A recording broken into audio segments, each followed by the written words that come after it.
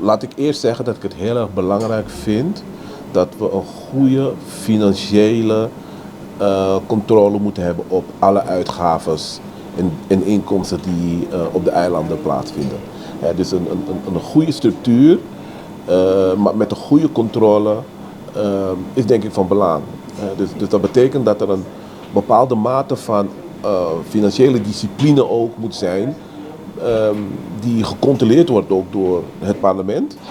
En die ook goed uitgevoerd wordt door de verschillende kabinetten. Dus dat denk ik is van belang om daarmee te starten. Nou ja, kijk, we hebben natuurlijk een hele tijd geleden, 10-10-10 heeft, iedereen kent die datum, zijn er ook hele duidelijke afspraken gemaakt.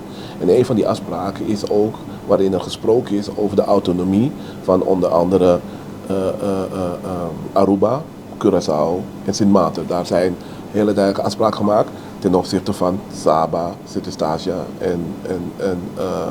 en Bonaire. Daar is een bewuste keuze voor gemaakt. Dus ik zou niet willen zeggen dat daar het probleem zit. Het probleem zit niet per se in de autonomie.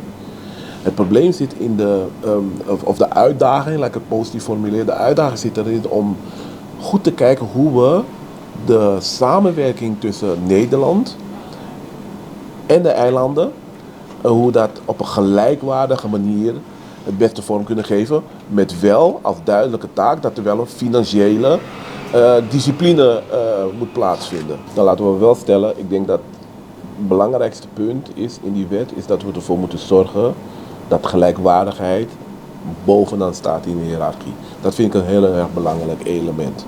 Daar moeten hele goede en duidelijke gesprekken over plaatsvinden.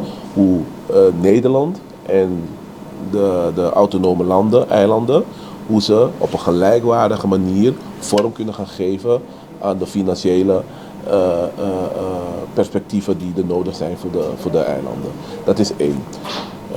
Dus het samen verantwoordelijkheid dragen in plaats van een soort van eenzijdig toezicht. Het is niet de bedoeling dat Nederland van bovenaf naar beneden kijkt en toezicht gaat houden en gaat dicteren wat er goed gaat en wat er niet goed gaat en gaat vertellen aan de eilanden wat ze moeten doen. Nee, niet van bovenaf eenzijdig toezicht, maar op een gelijkwaardige manier samen naast elkaar kijken naar. Zeker weet ik, herhaal het nog een keer. Er moet echt een hele goede, duidelijke discipline zijn over de rijksbegroting. Er moet toezicht zijn, maar dat moet op een gelijkwaardige manier moet dat plaatsvinden.